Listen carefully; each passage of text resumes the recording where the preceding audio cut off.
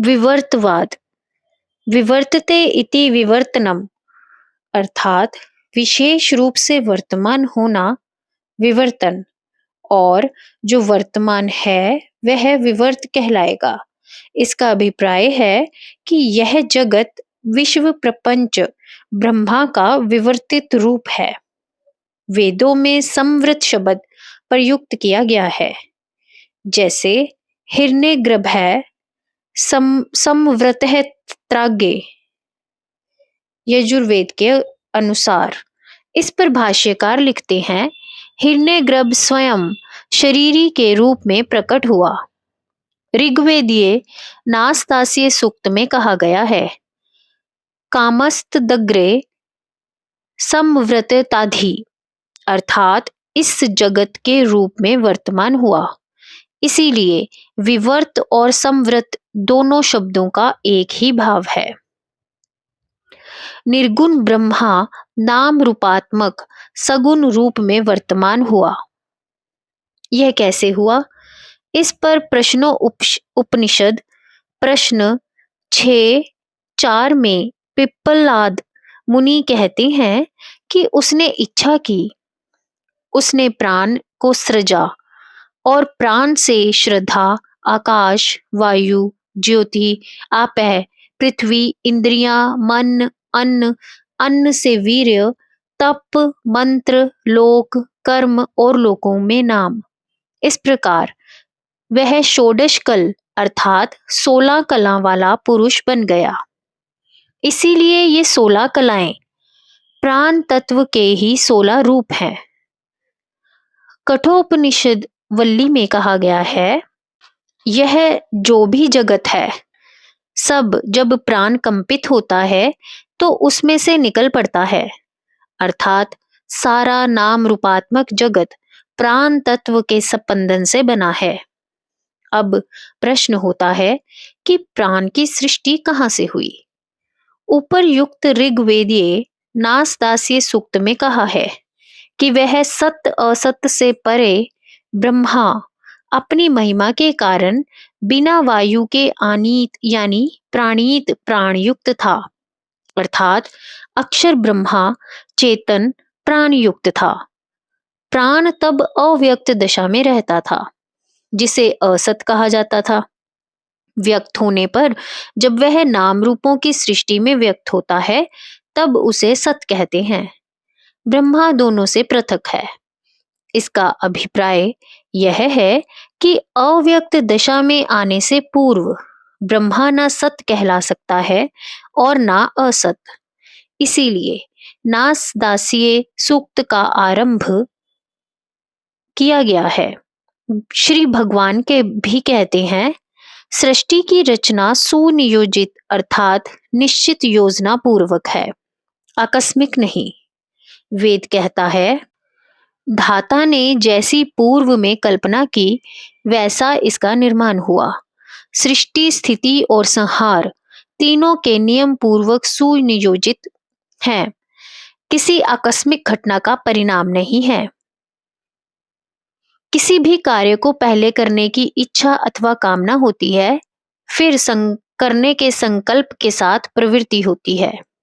इसीलिए शंकराचार्य अपने गीता भाष्य के उपोद्घात में आरंभ करते हुए कहते हैं, उस भगवान ने इस जगत की सृष्टि करके उसकी स्थिति का इच्छुक होकर सबसे पहले मरीचि अर्थात प्रजापतियों की सृष्टि करके उन्हें वेदों उक्त प्रवृत्ति लक्षण वाला धर्म ग्रहण करवाया।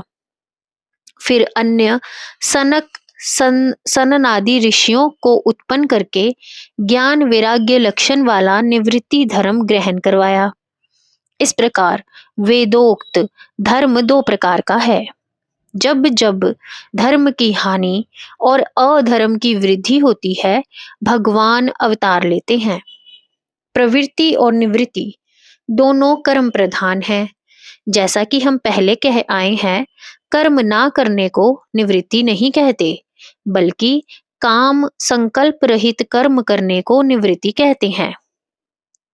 उपर्युक्त नासतासीय सूक्त में भगवान श्री कृष्ण कहते हैं, उसने पहले कामना की कि सृष्टि करूं। सर्वप्रथम जो उत्पन्न हुआ वह मन की रेतस शक्ति थी।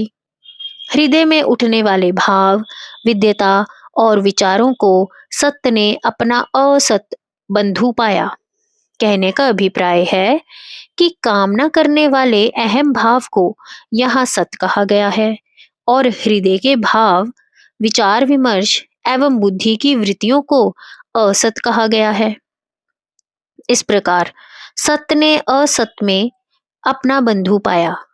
आगे रच्चा कहती है, उन हृदय के भावों, विचारों की रश्मियां नीचे ऊपर चारों ओर टेढ़ी फैली। ये बड़ी शक्ति वाली थी, बड़ी महिमा वाली थी। वे अपने ही आधार पर फैल गई, जिसके अनुरूप इस सृष्टि की रचना हुई। गीता में श्री भगवान कहते हैं कि परम अक्षर जो कभी शर नहीं होता, ब्रह्मा है। उसमें आध्यात्म अर्थात अहम भाव का उदय होना स्वाभाविक है और अहम के साथ प्रक्षेप रूप से इदम का होना भी स्वाभाविक है।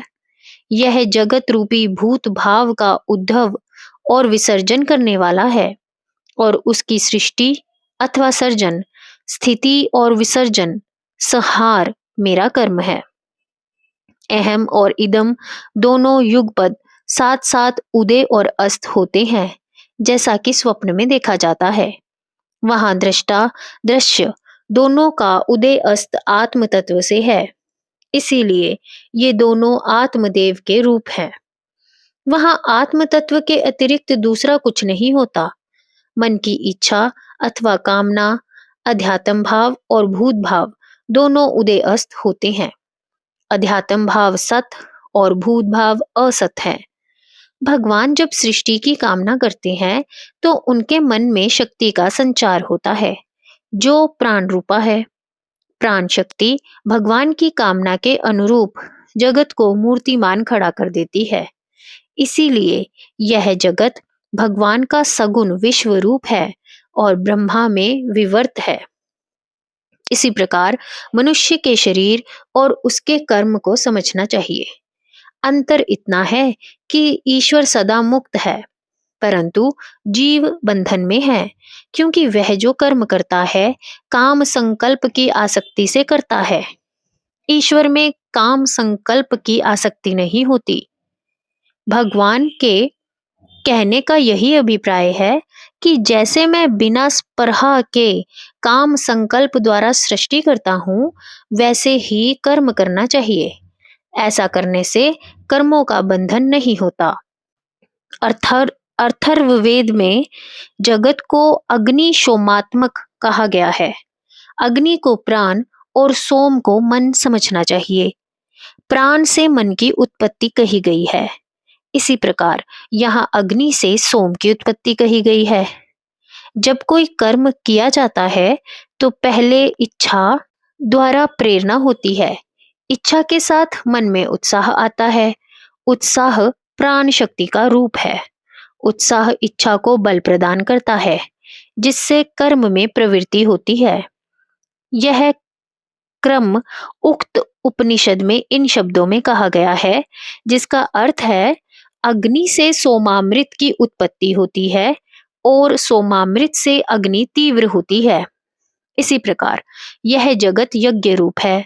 स्पष्ट है कि अभ्यंतर जगत में प्राण अग्नि रूप है और सोम इच्छा या काम रूप है। इसीलिए अंत में अमर पद की प्राप्ति के लिए कहा गया है। शिवा अग्नि द्वारा शरीर को दग्ध करके जो उसे योग मार्ग द्वारा सोमामृत की शक्ति से सींचता है, वह अमर पद पाता है।